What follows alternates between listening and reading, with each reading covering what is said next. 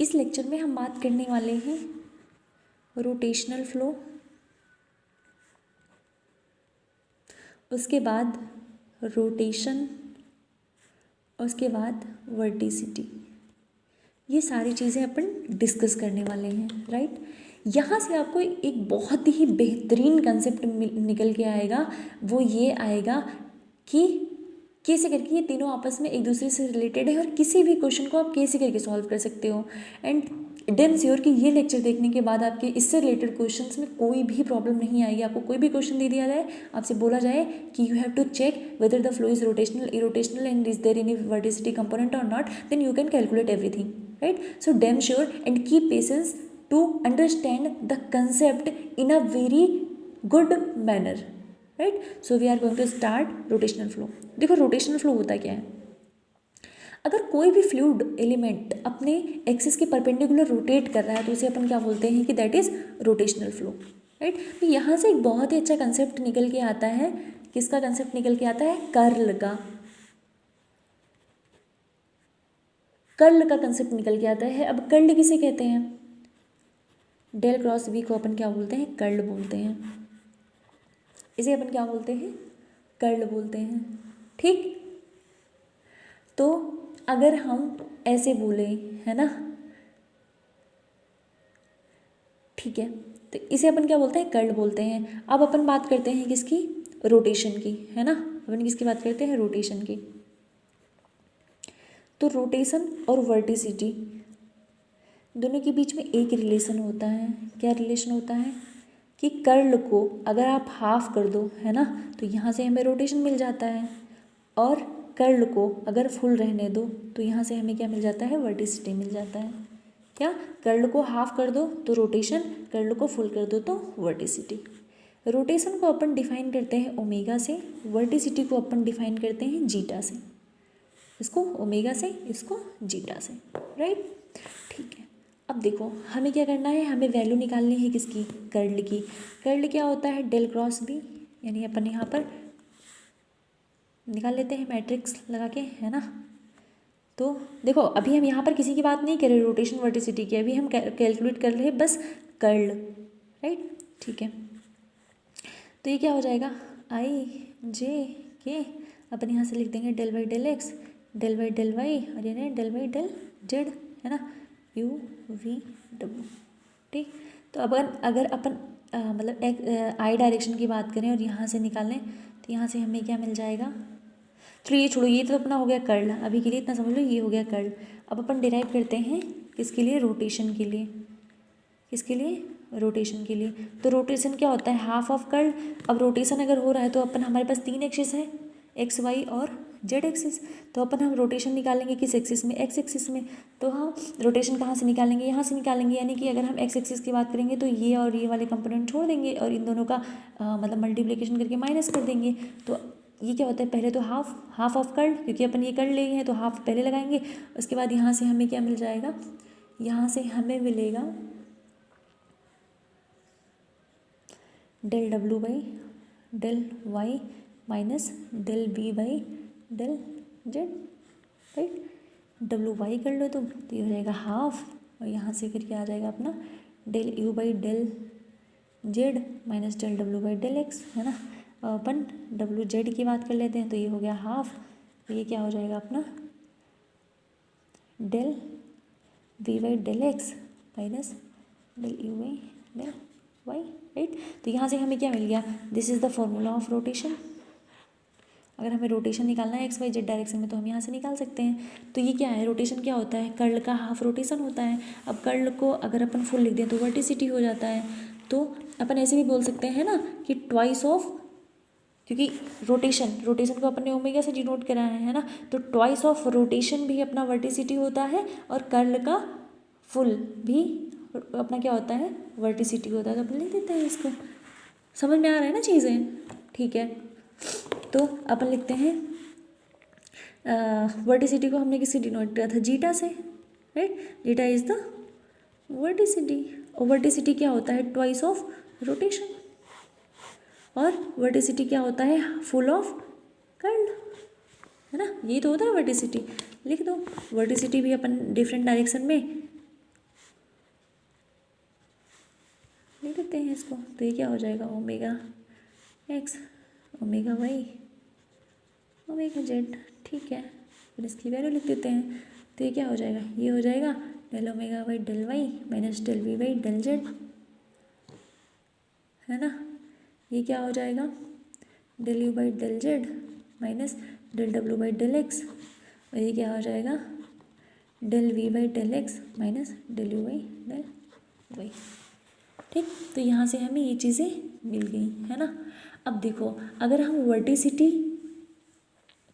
या रोटेशन और वर्टिसिटी अगर जीरो है किसी भी पोर्शन पर, क्या है वर्टिसिटी और रोटेशन अगर कहीं पर भी जीरो है किसी भी पोर्शन पर, तो हम बोल सकते हैं कि वहाँ पर इरोटेशनल फ्लो है। क्या, रोटेशन और वर्टिसिटी अगर किसी भी पॉइंट पर जीरो है, किसी भी पोर्शन पर जीरो है, तो हम वहाँ से क्या बोल सकते हैं कि वो जो हमारा फ्लो है वो क्या है, ई रोटेशनल है। वो क्या है फ्लो हमारा, ई रोटेशनल है, राइट। ठीक है, अगर यहाँ से देखें तो वर्टिसिटी और रोटेशन में अपना क्या आता है, कर्ल, है ना। तो कर्ल ऐसे भी अपन बोल सकते हैं कि डेल क्रॉस बी अगर कहीं पर जीरो है तो वो अपना क्या है, दैट इज फॉर इरोटेशनल। ठीक, और अगर is not equal to zero है तो this is for rotational, right. तो यहाँ पर सारे क्या, रोटेशन और वर्टिसिटी में किसका खेल है, इन दोनों में किसका खेल है, कर्ल का खेल है। तो एरोडायनेमिक में बहुत सारे ऐसे क्वेश्चंस आते हैं जहाँ पर ऐसे भी आपसे पूछ लिया जाता है कि मतलब 1 नंबर के क्वेश्चन में पूछ लिया जाता है कि curl of velocity is zero, मतलब फॉर MCQs में ऐसे आ जाते हैं कि फॉर रोटेशनल फ्लो या for E rotational flow curl is zero, या फिर जो भी पूछ लेता है ऐसे करके क्वेश्चंस आ जाते हैं। तो ये भी काफ़ी इंपॉर्टेंट कंसेप्ट है जो आप यहाँ से देख सकते हो, है ना, कि अगर रोटेशनल कंपोनेंट जीरो है तो वो भी जो अपना फ्लूइड एलिमेंट होगा वो इरोटेशनल फ्लो होगा। आई बात समझ में, है ना। तो आप एक काम करते हैं, यहाँ से क्वेश्चन सॉल्व कर लेते हैं बढ़िया सा क्वेश्चन। ये अब देखो, क्वेश्चन को अपन थोड़ा सा अगर अपन ऐसे UVW की वैल्यू ले लें और UVW लेके वहाँ से हमें ये डिनोट करना हो कि ये फ्लो अपना रोटेशनल है, ये रोटेशनल है, so that will be very simple question and you all know, so we all have to we have to solve some valuable question, right, because we are GATE aspirant. तो U is equal to क्या, हमने question लिया x² + z² + 5, ठीक है। V is equal to हमने क्या ले लिया, y² + z² - 3। ये हमने U और V दो वेलोसिटी कंपोनेंट ले लिए, ठीक। अब देखो क्वेश्चन क्या है हमारा, क्वेश्चन ये है the velocity component of a 3 dimensional, यानी कि ये जो फ्लो है अपना वो 3 डायमेंशनल फ्लो है, राइट, इनकम्प्रेसिबल है, यानी डेंसिटी यहाँ पर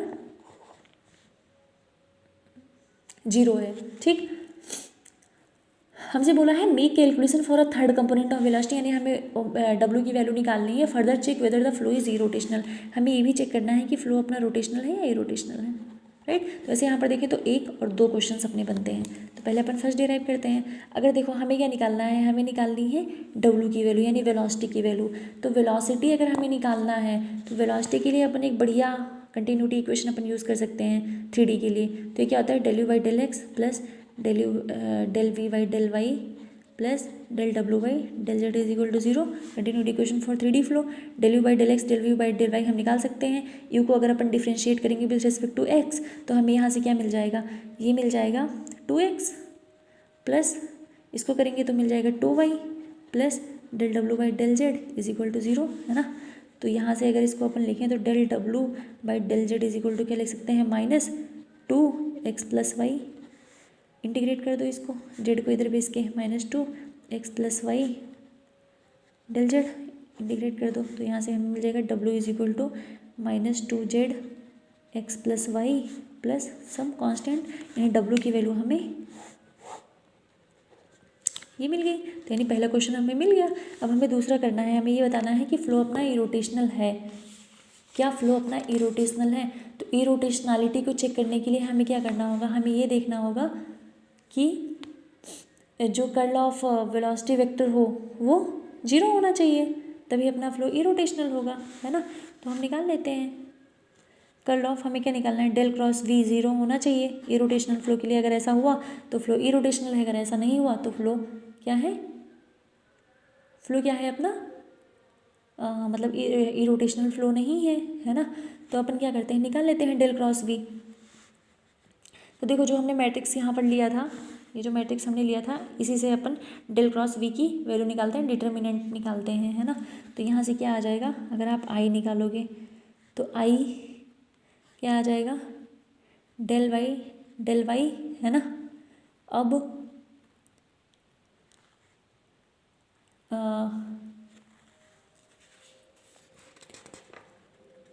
अगर अपन आई की बात करें तो ये क्या आ जाएगा, डेल डब्लू by del Y minus del v by del z, फिर माइनस जे निकाल लो। तो जब आप जे निकालोगे तो जे क्या आ जाएगा, del u by del z minus del डब्लू बाई डेल एक्स, ठीक।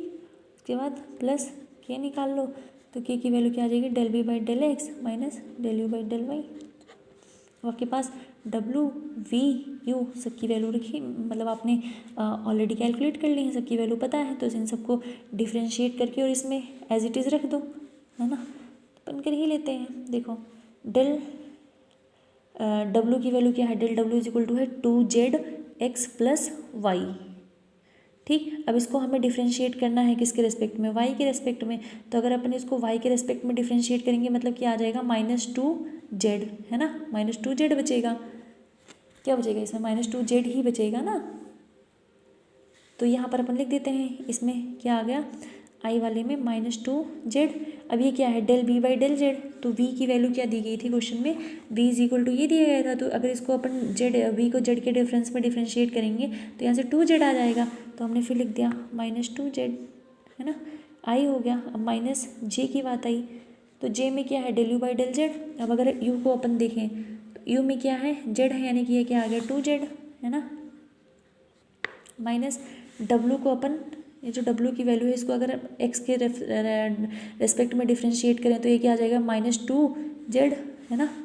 तो यहाँ पर क्या आ जाएगा, -2z, यही आएगा ना, -2z, ठीक है। उसके बाद देखो फिर अपन अगर के की बात कर लें तो क्या हो जाएगा अपना, 0 -0। तो यहाँ से अब हमारे पास क्या आ जाएगा, -4z आई, और ये आ जाएगा +4z जे। तो this is not equal to 0। तो अगर ये 0 नहीं होगा इट मीन्स कि द फ्लो इज़ इरोटेशनल। तो यू कैन से कि the flow is irrotational, right. तो यहाँ पर हमने क्या देखा, हमने देखा कर्ल से हमने निकाल लिया वर्टिसिटी और रोटेशन, कर्ल से हमने क्या निकाल लिया, वर्टिसिटी और रोटेशन, ठीक। अब देखो अगर हमसे ये पूछा जाता है, हमसे मतलब अगर यहाँ से हम ओमेगा की वैल्यू पूछता है ना, या वर्टिसिटी की वैल्यू पूछता, तो अपन उसको निकाल सकते थे। अब ये जो वैल्यू आई है, ये जो वैल्यू मतलब जो भी अपना निकल के आया है, ये किसकी वैल्यू है, ये वर्टिसिटी की वैल्यू है ना। अब अगर अपन इसको और सॉल्व कर दें, यानी कि इसको हाफ कर दें, तो उससे हमें रोटेशन मिल जाएगा, सीधी सी बात है। तो अब तक हमने स्ट्रीमलाइन पढ़ा है ना, एक्सेलरेशन पढ़ा, फिर हमने क्या पढ़ा, रोटेशनल फ्लो, रोटेशन और वर्टिसिटी पढ़ी। अब अपन डिराइव करेंगे स्ट्रीम फंक्शन। क्या, स्ट्रीम फंक्शन। देखो स्ट्रीम फंक्शन को डिराइव करने का मैं आपको यहाँ पर एक बहुत ही बेहतरीन चीज़ दिखाऊंगी। बेहतरीन चीज़ क्या, पहली बात तो ये है, स्ट्रीम फंक्शन होता क्या है। स्ट्रीम फंक्शन को अपन जो है, जब भी स्ट्रीम फंक्शन की बात करते हैं तो स्ट्रीम फंक्शन को हम रिप्रेजेंट करते हैं साई से। किससे, साई से, ठीक। दूसरी चीज़ ये होता है कि जैसे ये स्ट्रीम लाइन के इक्वेशन से डिराइव करा जाता है। स्ट्रीम फंक्शन हमें कहाँ से मिलता है, स्ट्रीम लाइन से, है ना। ये क्या कहता है कि अगर हम इसको x के रेफरेंस में डिफरेंशिएट करते हैं तो ये हमें y डायरेक्शन की वेलोसिटी देता है, और अगर y से डिफरेंशिएट करते हैं तो ये हमें x डायरेक्शन की वेलोसिटी देता है। इट मीन्स कि क्या हुआ, इट मीन्स कि ये हुआ u इज इक्वल टू क्या हो गया, del psi by del y, और v इज इक्वल टू क्या हो गया, minus del psi by del x. ये किसकी इक्वेशन होती है, this is the equation of stream function.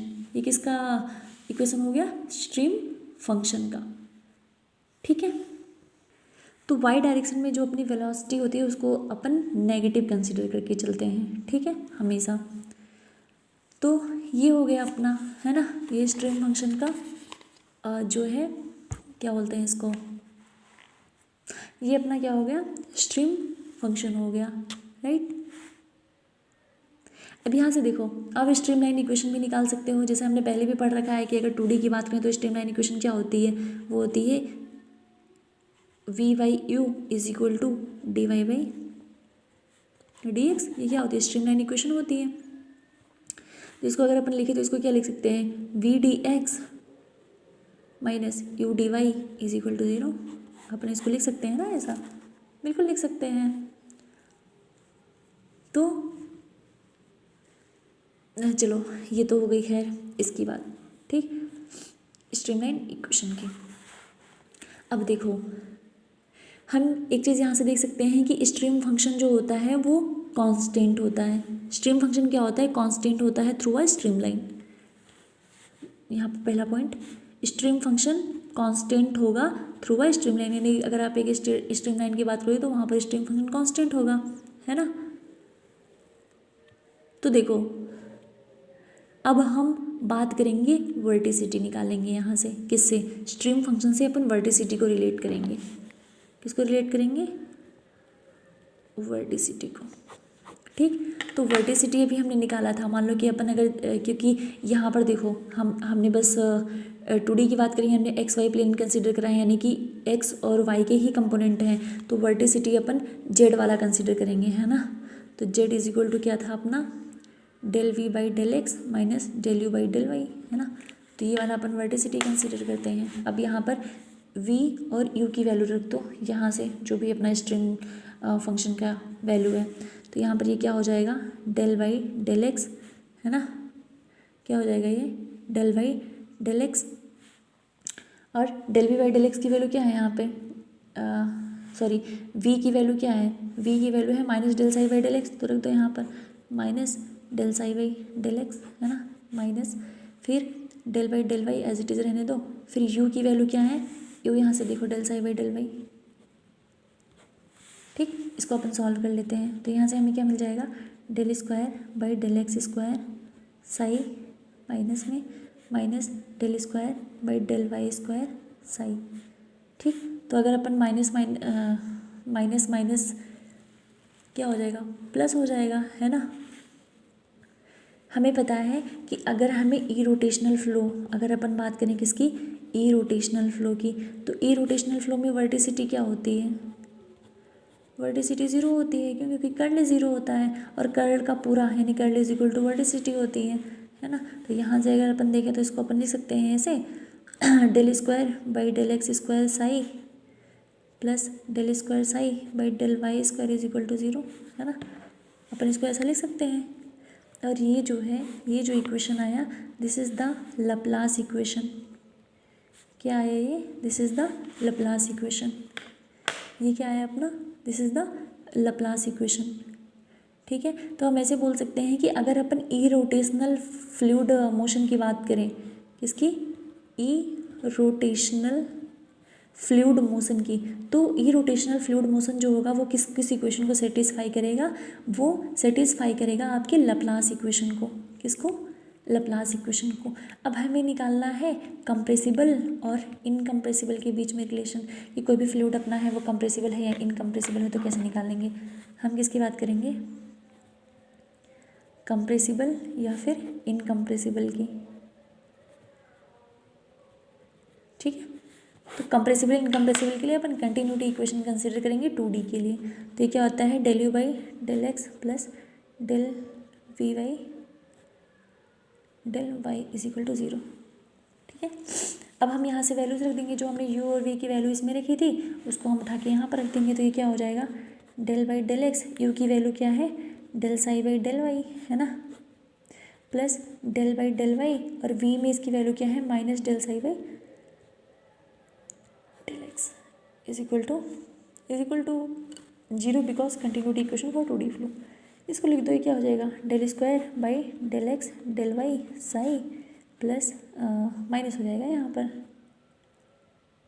है ना, del square psi by del x del y is equal to 0। तो ये जो इक्वेशन है, यहाँ से हम ये भी बोल सकते हैं कि जो स्ट्रीम फंक्शन है वो कंटिन्यूटी इक्वेशन को सेटिस्फाई करता है। इसको कंटिन्यूटी इक्वेशन को ये सेटिस्फाई करता है। क्या सेटिस्फाई करता है? Stream function. इसलिए ये क्या है अपना इनकम्प्रेसिबल फ्लूइड के लिए। किसके लिए है? इनकम्प्रेसिबल फ्लूइड के लिए है। तो अगर हमें यहाँ से ये देखना हो, मान लो कोई क्वेश्चन है उसमें हमें साई की वैल्यू दे दी गई है, हमसे पूछा है कि यू हैव टू चेक कि ये फ्लो इरोटेशनल और इनकम्प्रेसिबल है, तो आप क्या करोगे? इरोटेशनल के लिए आप लाप्लास इक्वेशन लगाओगे और इनकम्प्रेसिबिलिटी को चेक करने के लिए अपन कंटिन्यूटी इक्वेशन लगाएंगे। तो मुझे लगता है कि जो वर्टिसिटी और रोटेशन है ना, इसका बहुत ही सिंपल फॉर्म आपको मिल गया। मतलब इट्स लाइक बहुत ही सिंपल है ये, है ना। क्योंकि देखो हमें क्या करना, ज़्यादातर एजम्पशंस ऐसे होते हैं, स्ट्रीम फंक्शन हमें दे दिया जाता है, हमसे पूछ लेता है कि ये मतलब इरोटेशनल फ्लो है, रोटेशनल फ्लो है, क्या है, तो हमें पता नहीं होता, हमें बहुत दिक्कत होती है इसको निकालने में। पर हमारे पास अब आंसर है कि ठीक है हम निकाल लेंगे। कैसे निकाल लेंगे? बाय द हेल्प ऑफ मतलब हम कंटिन्यूटी इक्वेशन अप्लाई करेंगे, हमें इनकम्प्रेसिबल कंप्रेसिबल के बीच में मिल जाएगा रिलेशन। हम लाप्लास इक्वेशन अप्लाई करेंगे, हमें किसके बीच में मिल जाएगा? रोटेशनल और इरोटेशनल के बीच में रिलेशन मिल जाएगा। ठीक। अब देखो, अब हम एक क्वेश्चन सॉल्व करते हैं, जिसमें अपन सारे एजम्पशंस लगा लेंगे, है ना। तो हमारा क्वेश्चन ये है, देखो यहाँ पर हम ये बहुत ही अच्छा क्वेश्चन है। क्वेश्चन ये है, क्वेश्चन में हमें दिया है u दे दिया है, u is equal to 5x³ v दे दिया है हमें -15x² y।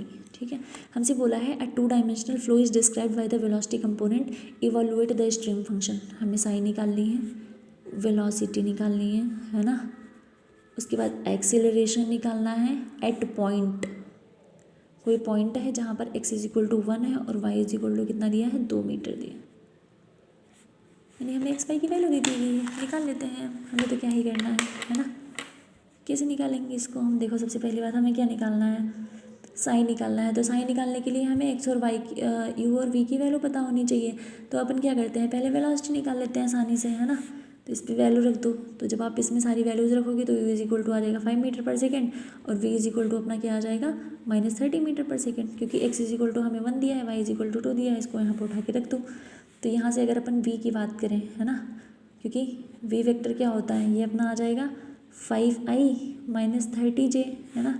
और हमें मैग्नीट्यूड ऑफ वेलोसिटी अगर निकालनी है तो ये क्या आ जाएगा? √5 का स्क्वायर प्लस -30 का स्क्वायर। तो यहाँ से v इज इक्वल टू हमें कितना मिल गया? 30.41 मीटर पर सेकेंड। यहाँ से हमें क्या मिल गया? वेलोसिटी मिल गया। अब अपन को कैलकुलेट करना है एक्सीलरेशन। तो एक्सीलरेशन कैलकुलेट करने के लिए हमारे पास 3 डायरेक्शन है, x y और z डायरेक्शन, है ना। तो अपन एक्सीलरेशन कैलकुलेट करेंगे x डायरेक्शन में और y डायरेक्शन में और z डायरेक्शन में। तो एक्सीलरेशन इन x डायरेक्शन अपना क्या हो जाएगा? 75 मीटर पर सेकेंड। कैसे होगा देख लो। x इज इक्वल टू क्या होता है? u del u by del x plus v del u by del y, है ना, ये होता है। अच्छा वो ये तो हो गया कन्वेक्टिव एक्सीलरेशन। लोकल अपना यहाँ पर ऐड कर दो del u by del t। मतलब नहीं है कोई, क्योंकि यहाँ पर x कंपोनेंट में कोई भी t नहीं है ना।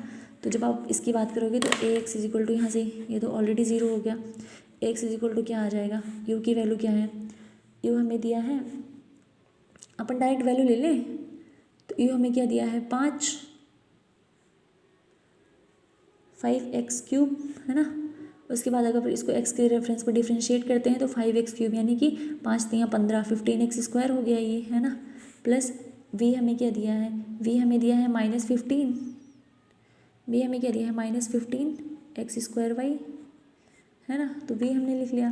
अब हमें इसको u को डिफ्रेंशिएट करेंगे विथ रिस्पेक्ट टू y, तो ये आ जाएगा 0। तो इसका कोई मतलब नहीं है। यहाँ से अगर अपन देखें तो ax की वैल्यू क्या निकल जाएगी? 75 मीटर पर सेकेंड स्क्वायर। ay निकाल लो। ay के साथ भी क्या होता है? ay इज इक्वल टू क्या होता है? वही सेम चीज़, del u by del t, उसके बाद plus u del v by del t del v by del x plus v del v by del y। तो यहाँ से जब आप ay की वैल्यू निकालोगे डिफ्रेंशिएट करने के बाद तो ay अपना क्या आ जाएगा? 150 मीटर पर सेकेंड स्क्वायर। तो यानी कि यहाँ से आपको एक्सीलरेशन के दोनों कंपोनेंट की वैल्यू पता चल गई, है ना। अब आप क्या करोगे? इसका रिजल्टेंट निकालोगे। तो रिजल्टेंट ऑफ एक्सीलरेशन क्या हो जाएगा? ax² plus ay²। ये हो जाएगा रिजल्टेंट ऑफ एक्सेलरेशन। तो यहाँ से अगर आप ए की बात करोगे तो ए इज इक्वल टू हमें मिल जाएगा 167.70 मीटर पर सेकेंड। एक बार इसको कैलकुलेट कर लेना आप लोग, है ना। आए बात समझ में। अब हमें क्या करना है, हमें स्ट्रीम ये देखो हमें बोला है स्ट्रीम फंक्शन निकालना है। तो स्ट्रीम फंक्शन निकालने के लिए अपन स्ट्रीम लाइन इक्वेशन कंसिडर कर सकते हैं, है ना। अदरवाइज ऐसे भी कर सकते हैं, तो कोई दिक्कत नहीं है, स्ट्रीम लाइन इक्वेशंस भी अपन कंसिडर कर सकते हैं। तो ये क्या होता है भाई, ये क्या हो जाएगा, देखो यहाँ से भी बाकी सब छोड़ो, अगर अपन ऐसे बात कर लें, है ना। तो अभी हमने डिराइव करा था स्ट्रीम फंक्शन, कहाँ पे, ये था ना stream function, u is equal to del psi by del y, और v इज इक्वल टू क्या था, minus del psi by del x, यही था ना। तो अपन इसको क्या लिख सकते हैं, हमें साई चाहिए तो साई इज इक्वल टू अपन क्या लिख सकते हैं, minus v d x plus u d y लिख सकते हैं ना। अभी हम वैल्यूज़ रख देते हैं और इसको इंटीग्रेट कर देते हैं, वैल्यूज़ रखने के बाद इंटीग्रेट कर देते हैं। और हमें पता है कि हमें कहाँ से कहाँ तक इंटीग्रेट करना है, हमें इंटीग्रेट करना है 1 to 2 तक, क्योंकि x की वैल्यू 1 है, y की वैल्यू 2 है। तो इंटीग्रेट करने के बाद जो साई की वैल्यू आएगी that will equal to 10 metre cube पर सेकंड। तो ऐसे करके क्वेश्चंस आते हैं जिसे कि अपन बहुत अच्छे से सॉल्व कर सकते हैं। ठीक, आई होप कि आप लोगों को बहुत अच्छे से समझ में आ गया होगा स्ट्रीम फंक्शन, है ना, रोटेशन और वर्टिसिटी, ये सारी चीज़ें। नेक्स्ट क्लास में अपन डिस्कस करेंगे पोटेंशियल फंक्शन, है ना। पोटेंशियल फंक्शन जब अपन डिस्कस कर लेंगे तो पोटेंशियल फंक्शन और बाकी जितनी चीज़ें हैं जैसे कि पोटेंशियल फंक्शन और स्ट्रीम फंक्शन, इससे पहले पोटेंशियल फंक्शन पढ़ने से पहले हमें एक चीज़ पढ़ना बहुत ही ज़रूरी होगा, दैट इज़ इक्विपोटेंशियल लाइन। ठीक, so be ready for that, we will meet in another lecture with some great concept. Bye bye.